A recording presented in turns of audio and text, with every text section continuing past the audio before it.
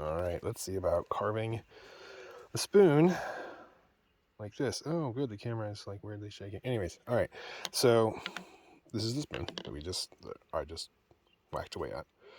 As you can see, it's not too flat along here. It's got a little bit of a crank coming down in here. But ideally, the wood fibers are going to be straight enough through all this and we'll carve down the tip a little bit. We'll still end up with a good spoon, rather than it being super weird. But anyways, so when you're carving spoons, really genuinely, you only need two things, or well, hatchet, three things, hatchet, obviously, and then one of these. So the company that makes these, so Mora of Sweden, if you can, I don't sunlight enough on that. Mora apparently is like a place, and then there's a conglomerate of companies that work out of there making knives. This specifically is called a Sloyd knife. I think it's Sloyd, Sloyd, which is basically, it's not. If there's going to be some people out there going to be all, oh no, it's not a craft knife. Look, if you're on the internet and you're Googling this, Mora Sloyd knife, that's how you're going to find this. This is one of the longer ones. I think it's a 106. Nice, sharp, keep them sharp. The other one, this is also a Moyer knife. No, not Johnny Walker. Don't buy, just buy a little bottle and try it out and realize it's overpriced, and that's fine. Anyways, it's a durable little bottle, or box. You want one of these. This is basically the same knife blank as this one down here, but it's been folded and wrapped around. And mine, it looks like the central core kind of slipped. And honestly, look, these are very accessible. These are like 30 bucks, 30 bucks. You could probably get a 2-pack for 50 bucks, or if you looked around, maybe even cheaper. Pick them up all over the place off the internet and be able to be, I mean, this is really what you need. This plus a hatchet is your starting kit. Anyways, the hook knife is really necessary because we're going to get into there, do the thing. You can start right off in there, and that's fine. And I'm not against that. So let's see if I can't do this and not cut myself, because I'm kind of looking through the camera. Anyways, so I'm just kind of starting from the sides and I'm pulling it across the grain, because what I want to do is dig in to the wood just a little bit, because ultimately, well, I'll show you. I come across the grain like that, and while my thumb, it looks like is in a direct line, it's actually off-centered. Can you see that on the camera there? Because I'm trying to look at my actual hands so I don't actually cut myself while trying to show you how not to. So that way I'm drawing it across. And the other thing I'm doing is I'm just making a fist, basically, is what I'm doing. So I'm not really like pulling it. I'm making a fist. So then when you do that and you make a fist like this, I mean, you can absolutely just gouge yourself really badly, but it's a lot easier to just pull along. We're going across the grain just to dig into the middle of the wood a little bit. Now I soaked this wood. It was dry, and I soaked it for a couple days. It makes it nice and easy to work with hand tools. This is cherry, spalted cherry. If you were doing this dry, it would be a lot less pleasant. Take a lot longer. Okay, now he's got a little bit of gouge dipped out in the middle. I'm going to come across the top and bring it down. Now this is a little more tough because now I've made a little area here for this to come into, but if it skips out into my hand, bad. So we're going to keep doing what we're doing. Bracing it, keeping an idea where our thumb's at, and just pulling it through. A little bit of tabs there, just fine. Again, I'm just going to pull it out like this. Now the way I'm doing this is really awkward, so hopefully I won't horribly maim myself. I'm trying to get it on camera so y'all can see it. And we're not going to worry about anything much. You see how there's a little bit of a rough line forming around here. Ultimately, we're going to smooth that out. I'm not going to worry about it right now. So these little fluffy bits hanging up. Let's go ahead and just scrape them off. And again, we're not really worried about the details. We're just worried about the overall shape. Okay. Now we've got this bit here we got to work at. So let's see if I can't get that going okay. Normally I do this, having a sit, because it's nice to sit down every once in a while. But instead I'm going to stand. I'm just going to carve up towards the tip of the bowl and bring it down to the other side, and again, carve it. It's basically the same way we were doing it on the other side of the bowl. Just carving in there a little bit. Now, this is all a little bit wonky, a little cattywampus, so that's all right. Just trying to clear up some space in here, so that way, as we need to smooth out the overall edges and corners of the bowl, we're not having to carve the whole plane. We're just going to carve the edge. So getting in there will help us do that. Okay.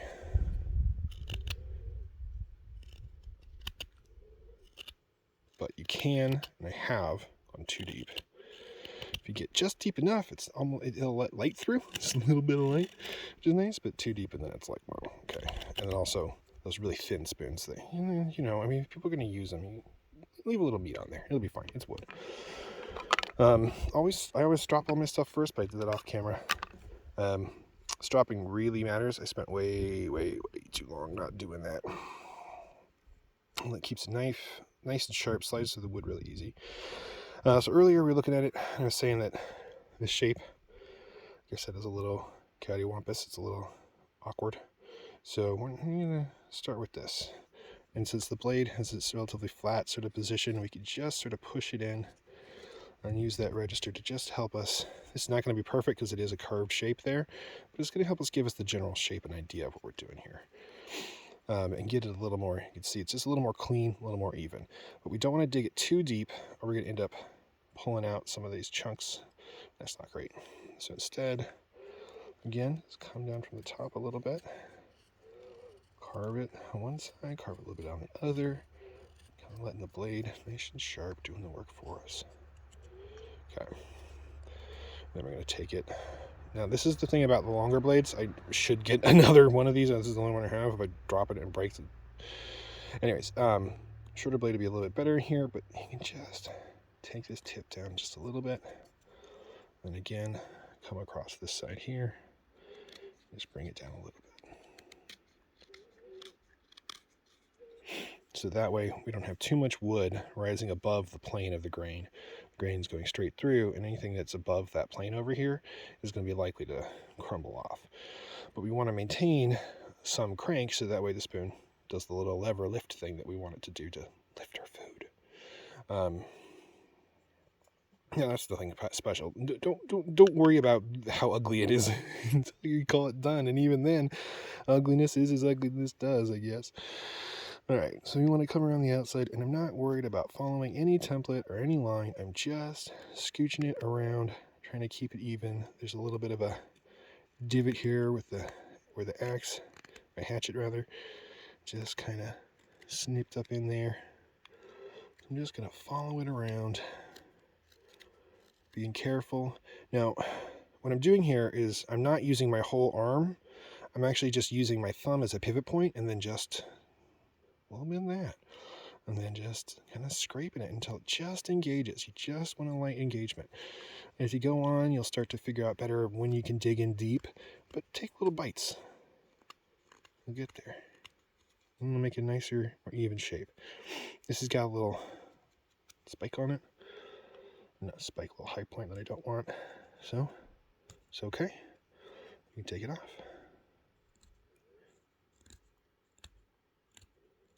I just kind of rounded it over. Now I'm going to, see that's getting a little more even there. I'm going to keep doing that. We're just taking off a little bit. Now that little tip there, you can absolutely gouge yourselves here. So part of what I'm doing at this point is using my thumb as a brace rather than a lever. I'm using my squeezing of my hand to push the blade through. And there we go. Getting cleaned up just a little bit. I'm going to do the other side too. Do it like this. Oh. Again, we're not really pushing the knife, we're squeezing our hands. And it's maybe a little tough to see, but you can see if I do it without the spoon, just doing this, just kind of squeezing.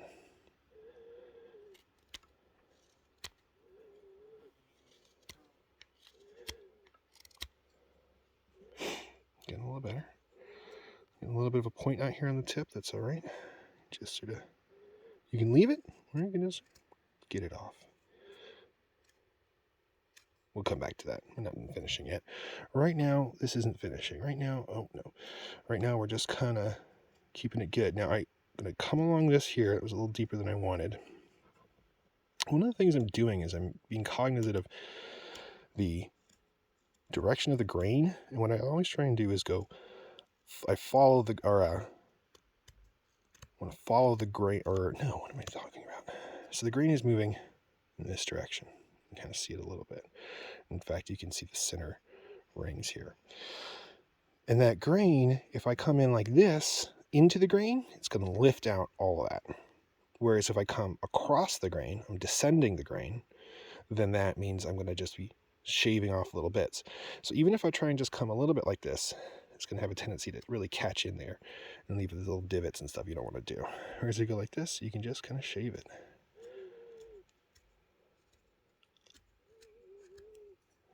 All right, so now we're going to look at it. It's looking, you know, sometimes it can be a little hard to totally see it. At this point, I'm not going to worry about being a little bit awkward. I'm just trying to, we could take it one step at a time. It's sort of like painting. You know, you add a little detail in one spot, but if you keep going and keep going, that spot ends up being, you know, with a really detailed eyeball, and the rest of your painting is kind of raw, and then you got to bring it all back together, and it gets weird. And so we're not going to do that. We've got a little bit of cleanup here, and we're just going to move along. So this bowl thickness, something I definitely want to get down, so I'm going to go ahead and do that just a little bit, just to clean it up along the back, so it'll be nice and smooth. But I don't want to get too deep before I let it dry, because it can crack. And if it's really thin, then it can, you know, I feel like it's more likely, it's my experience, that it's more likely to crack during drying. But everybody has their own experiences with this stuff. Basically, I like to leave it a little bit chunky until I get down there. And what I'm trying to do is get a little bit of an uplift on this. So we'll see if we can't make that happen by just scooping a little bit off. And the other thing I want to do is make sure that this surface here, sort of even, and you can see it's not really that even, and that's okay. You're going to get weird from the hatchet, you're going to get weird little chunks, and we're just going to, part of it is let the blade help us register a relatively flat, uniform surface, rather than trying to, you know, see that with our eyes. We're not machines, but we are good at spotting patterns. So the blade helps even out the shape, and we can see where the pattern is off a lot easier. This is fine for now. It's a little thick right there. And there's some other stuff. It's fine. So now we're going to move back on the bowl. Now that dropping grain, this grain's been dropping this way, so I've been cutting it that way. This is where it can get a little weird. It doesn't always want to work right. So we want to take our time with it. Just get up on there and just start it a little bit. See how it does. And that feels like it's doing well. Sometimes it'll catch and start lifting a whole bunch of wood up there. But now I'm going to be coming into this. So this is my high point that I want to get rid of. Let's make it a little more significant by just a little bit of this. And then that's a little more dramatic. Let's push that high point down. Or not down. Let's get rid of it. And there we go. Now this is coming across. This is the grain is going like that. That's coming across that grain. With a nice sharp knife, that's easy to do, and it can leave a good finish. But you got to be a little bit careful, because sometimes the grain just gets wonky on you. When it does, you know, if you're really rushing through it, you can really get a bad situation going where you just mess up your spoon or cut right through it and all kinds of stuff. So it's worth it just be a little patient. Okay. So we've got a little bit of better finish on here. Again, not perfect, but we've come in a little bit on the spoon and the neck. We're bringing this up here. Now we got to make a decision. Do we want to have a firm connection point here where it just like meets two lines, or do we want to have it be a swoop? I'm going to go with a straight connection rather than a swoop this time, but they're both valid ways to do it. I'm just going to push this down a little bit, not even pushing all that hard, just to make sure I've got a nice end there. And then I'm going to go ahead and just pull this up. It's the same thing like with the hatchet, you know, made a little relief cut. Now I'm trying to just meet up with it. Yeah, that's okay. Again, coming down just a little bit there. And we're going to meet up with it. Bugs in my eyes. Middle of November and there's bugs in my eyes. What the heck? Beginning of November. Again, same deal. Just making a nice little cut there. We're going to take some of this rough stuff. Now you can see how that's coming up into the blade. I don't want to push it further because it might go up into the bowl. So I'm going to come back again. We're going to just put a little bit of blade. Hear that crack? That's what we need. Comes off.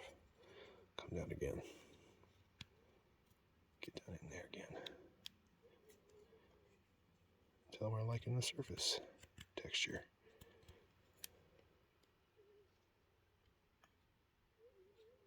Okay.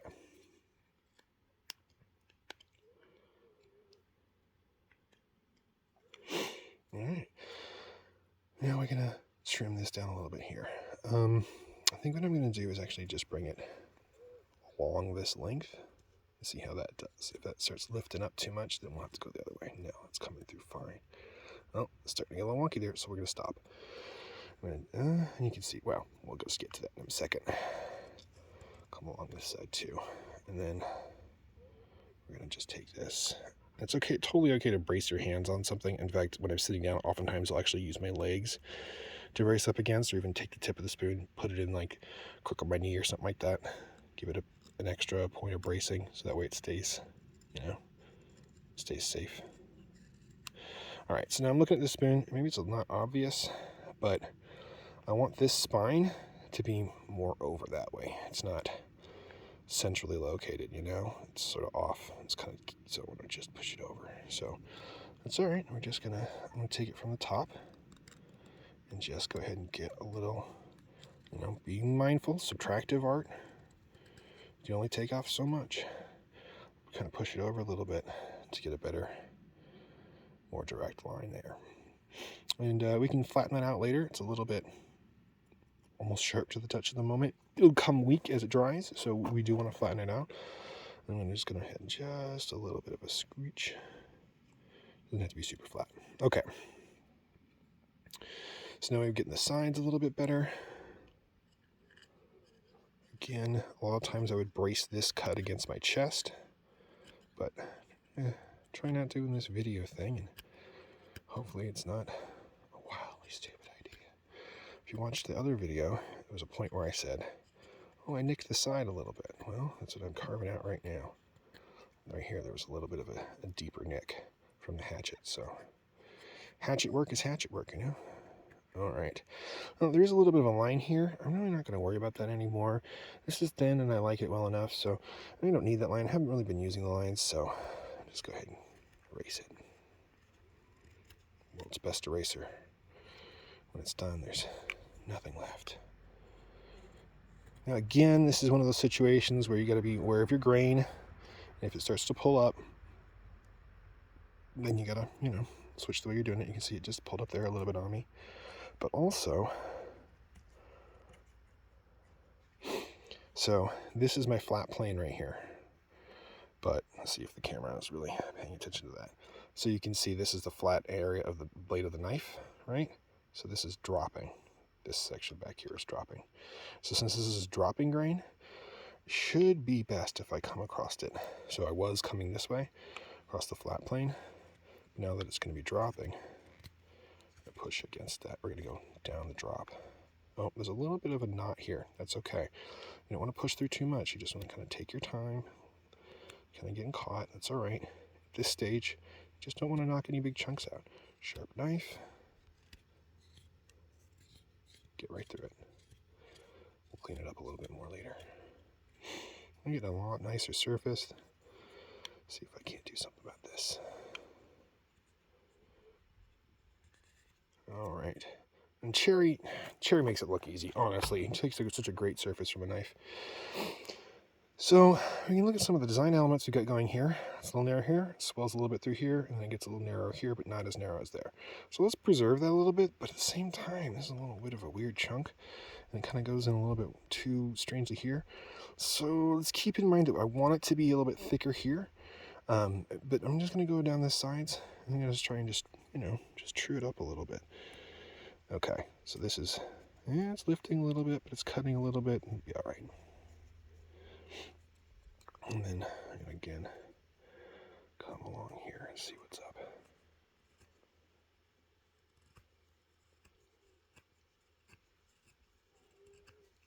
If you're having a little bit of a trouble engaging flat blade, just a little bit of a tilt out or a little bit of a lift up is okay. So again, you're going to find that high point, knock it down a little bit, and then you can flatten it out. All right.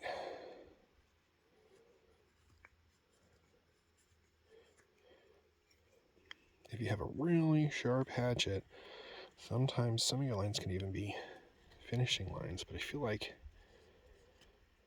when it comes to the spoon, or it comes to knife work, it really does let you get just a much nicer finish. So it is worth it to have a wonderfully sharp knife. Also, when you cut yourself, it heals a lot faster, I've noticed. Don't cut yourself, but don't be too, worried about it. It'll happen. Plenty of people bleed. Some of them way more than I do. I can survive. Okay.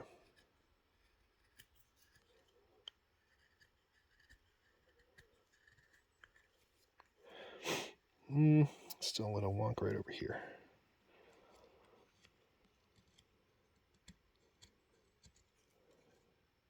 Alright, it's coming together, okay? And this bit is a little squared off. I don't really want that squared off. So just boop, and boop, and a little less, and a little less, and then sort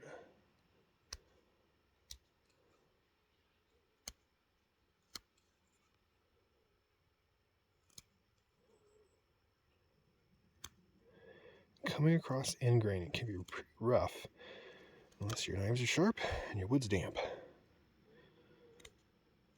Okay, so we're getting a little bit rounded off at the end. I like that. Getting it all right. And then this bit here needs to flatten out. Now we're thinking about it. I want to keep this tall like that, even if it's relatively narrow through here as compared to, well, I've left this relatively narrow. But anyways, this depth is ultimately what's going to allow us to keep this spoon bowl going, because all of these wood fibers that go the length of this, they're traveling all the way through here, and if we carve this down too much, then they won't be able to support the bowl. But it's a little long, so I'm going to pull it back just a little bit further than it is. And just kind of turn the blade, basically just going twist more, and then I'm using my thumb to keep it registered, and really it's kind of squeezing my left hand while I twist with my right hand. So actually my left hand is kind of doing the work here in terms of power. My right hand is doing the control. It's good to think of it like that. You've got two hands. They're both working. Let them work together. Don't think about it too much, whether you're right-handed or left-handed. You just let them do the work. You think about what you're doing. Your hands will figure it out.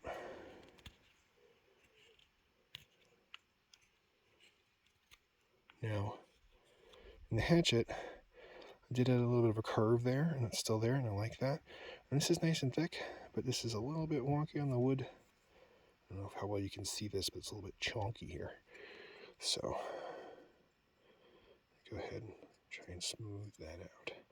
Got my thumb braced up there. I got the bowl, my work between me and the knife. It could still skip off, though. There's never a point when you're holding a knife where you can't cut yourself. Some people want to say, oh, if you hold it like this, if you hold it like that, if you no, you can always cut yourself. Trust me. But ideally, just take it easy. It's a sharp knife. You've got time. This isn't a race. Again, this is a little bit wonk, so. But I like where this is in the middle, but this plane, the distance here, is way shorter than this plane, the distance here. If I'm looking at the spoon, I'm realizing I might have a little bit too much meat on one side or the other. I'm not totally sure what's up with that. So I'm going to first explore. Just going to carve this back a little bit, get a wider angle on it. Yeah, so it's a little bit wider, but I think I do need to, you know what? I can come in on both sides, really. Why don't I do that? I'm going to put a little bit of a stop. And we're going to make it thinner. And keep it nice and thin. Come in, pop that. Do the same thing on the other side. Set up a stop. And then bring it in. Keep bumping the camera. Put in a little bit of a stop. See how dramatically that's affecting all of this. Okay, I think we got a little bit of a wonk going on here.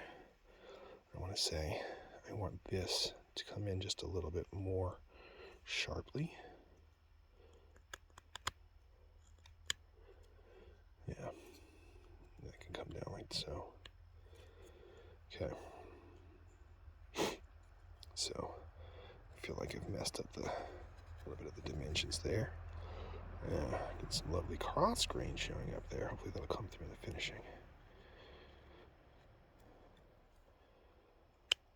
Anyways, it's a little funky in here. Okay. So this is going pretty good, I think. Sometimes when you're doing this aspect, you'll get parts of the thing you'll get some tear out, you'll get some chunkiness, or you'll get little hairy bits that won't go away. That can be really frustrating. What I found with that is sometimes it's better just to leave that. Just let it dry, and it'll carve better, a little better when it's dry. Once you get down to the finishing anyways, it can be really, I think it's better to do the finishing with the dry wood because you'll end up with a better texture, better final finish. Or let me rephrase that, not better. I like the finish better. I like the texture better. It's smoother, it's a little brighter. Alright, so I still got a chunk here that's got some weirdness to it. And I like it well enough, but I think I just want to push it more towards the front of the bowl. And this is lovely spalted wood, some of this color coming through. It's from insect, fungal damage, bacteria, bugs, fungus, maybe even viruses. Trees can get viruses. Did you know that? I found that out recently. Well, not super recently, but when I did, I was like, what? Okay, so see that straight line against that? Put that straight line against that. It's not quite the same. This side pokes out a little bit further. This side's got a little more flatness to it. So this is bigger, and now it's flat. So let's flatten it out.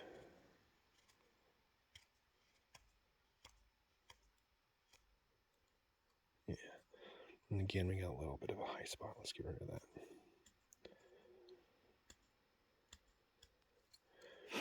Okay. Yeah. There's a little cattywampus here and there. That's all right. So now that we've gotten there a little bit, now one of the things that I notice is that, one side or the other side, and you get the dig out on this, it's not quite, sometimes it's a little bit hard to see it. All you're really trying to do is you're trying to get it down to the point where at a glance, it doesn't look wonky, which means that it can be it doesn't have to be a mirror image side to side, or chiral or whatever. Instead, you can have it be, asymmetrical intentionally, but you want to make that an intention, not just have it happen. Well, I mean, it can happen, but then the difference between a mistake and genius is you're basically telling everybody you meant to do it. I think that's how cats think. Anyways, so I'm going to set this aside for a second, get this out, and go back along here. Now that we refine the bowl a little bit more, I am going to refine the bowl a little bit more. Come along down over here. Oh, that's not great. Keep my hands, trying to find a third point for this, so that way I can keep it a little more steady. Again, if I were sitting down, I'd probably use my leg. If you're standing up, you can use your chest sometimes. When people put little pads on their chest when they're really getting going, like hanging off their neck, that's actually not a bad idea. I've got plenty of bruises when I'm really moving through some spoons, using my chest as a brace, which is a little bit weird. It's like you wake up in the morning and you're like, why did someone beat me up with little bits of gravel? What happened? And, oh, right, spoon carving. Not where you expect to be sore. But this doesn't take, and you don't need to have big man hands. I mean, I'm honestly not really jamming this through. It's just a nice sharp knife, well stropped, well made, not expensive. You don't need to spend huge money on a knife. And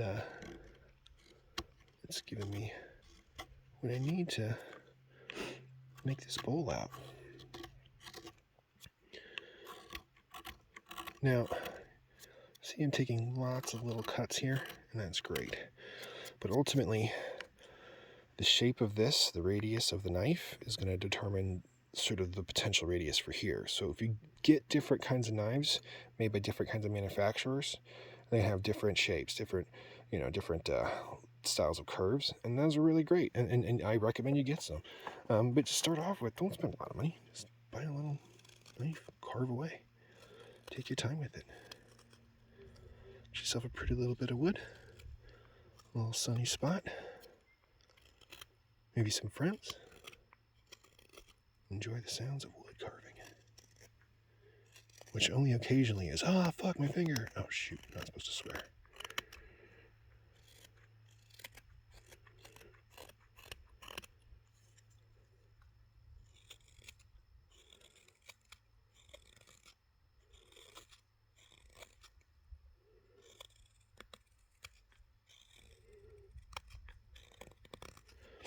Dig up in that a little bit. Now, when you first start carving into your spoon, a lot of times that's the hardest part. Once you start actually getting it to be concave to sort of match the blade, it can go a lot easier. But the problem with that, again, it's sort of addictive. Keep scooping, and you carve right through it.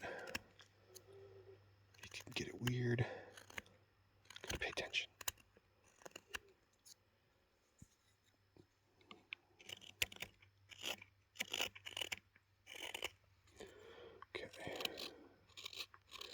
You know, when I first started making, everybody when they first start making spoons, they're carving bowls on sticks, and that's what a spoon is.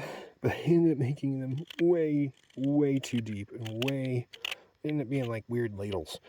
So you really don't. This is probably a deeper already than what you would get out of your average spoon, or metal spoon. Which is one of the things you can do about spoons. With wooden spoon, making your own spoon, you can make it deeper, which is nice. That's what you like. Anyways, just fussing around this back end a little bit. Because all this grain is like, this is some weird end grain stacked up. And so coming across the end grain is a little bit rough. So if you can follow the fall of the grain, that could be a lot easier to deal with. Okay. So this is a little bit of a chunky bit over here. I'm not going to worry about that too much. Might be better to do when I'm actually doing some finishing. It's not uncommon to have happen, especially if you're putting your crank into the spoon rather than into the neck. Okay. Now this isn't quite perfect around up here. It's okay. We're probably going to want to bring it back some more, but just clean it up a little bit. What I'm doing up here, why I'm bothering to do this now, even though this isn't finishing, is because I want to be able to see the overall shape a little easier.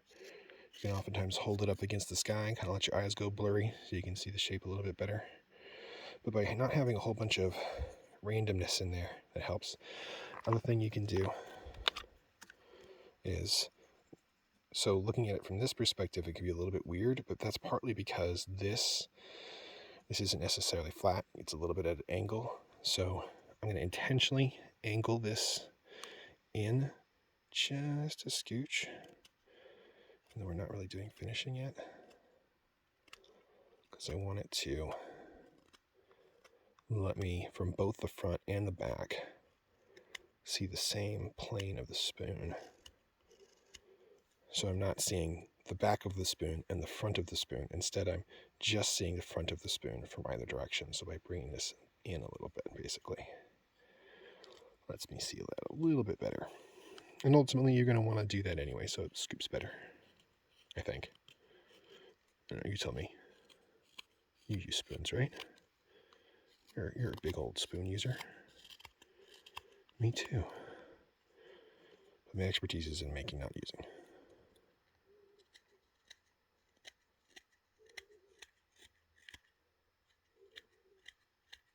Okay. Now I'm looking at it. You know, I think I like this inner line here a little bit better than this outer line. So it seems like I need to bring down that a little bit. You know, I think I need to come up here too, just a little scooch. And then across the front.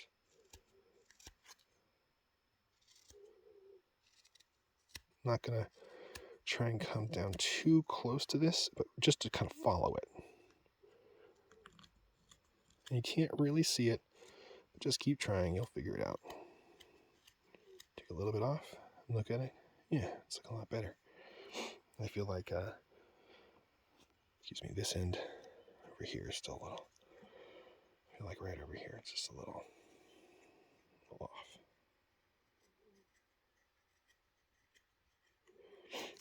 And then, all right. I feel like that line's okay, but this line is a little sticky outy and weird, so let's see what we can do about that.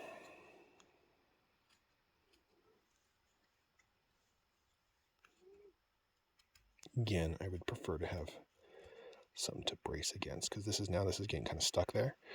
So I'm just going to be really careful, make sure I'm just using my thumb as a lever rather than all of them together to push.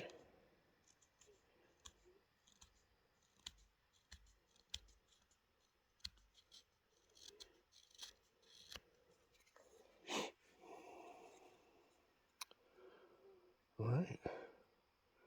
Yeah, still a bit wonk. I think I just need to take this down. Now, one of the things, if you're thinking, oh, it looks fine to me, or if you're thinking, oh no, it's way out of shape, look, we got our eyes. Let's use them. Just take a look at it. Be a little bit critical for a second. Not constructively critical. Let your brain think about it, and without ultimately you perceive with your mind, not with your eyes. So just let your eyes kind of wander over it. And if it looks a little bit weird, well, then it looks a little bit weird. And do something about it, But if it doesn't look a little bit weird, and it is technically off in one dimension or other, who cares? The point isn't to make it a factory piece.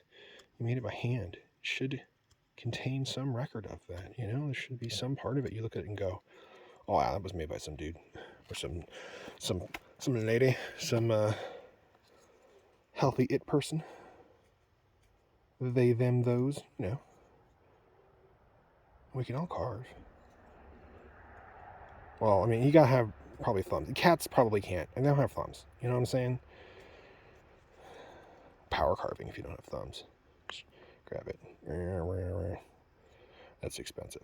Well, I mean, it's more money than I want to spend anyways. All right. You know what? I think I'm happy enough with this. So there are a couple things to think about. This is still too thick.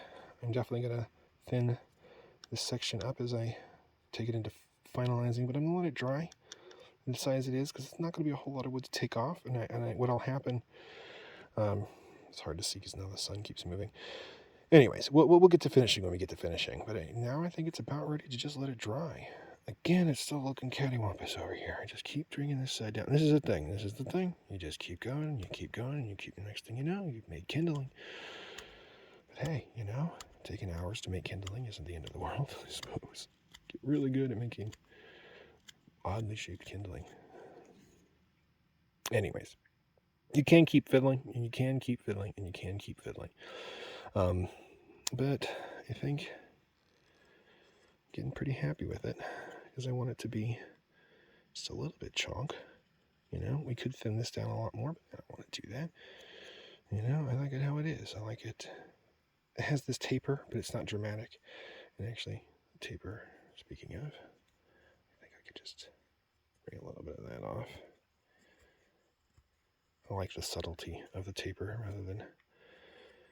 For this spin, I'm enjoying the subtlety rather than the dramatic taper. Yeah. A little... It's hard to tell on the camera, perhaps, but there's a little bit of chunkiness through here, and that's because there's an old knot in here. So just going to take it slow.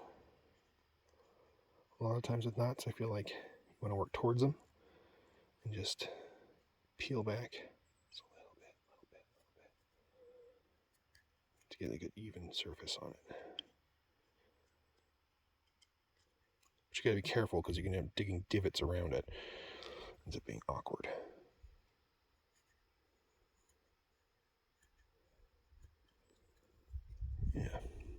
Yeah. Well, now it's ready to dry. Not too hard. Oh, and never do that cool guy thing where you stab it into the tip of this. Is not. I mean, this is... Look, respect your blades. It doesn't... I mean, look, just... Show how cool you are with your spoons. Not the dumb things you do with knives.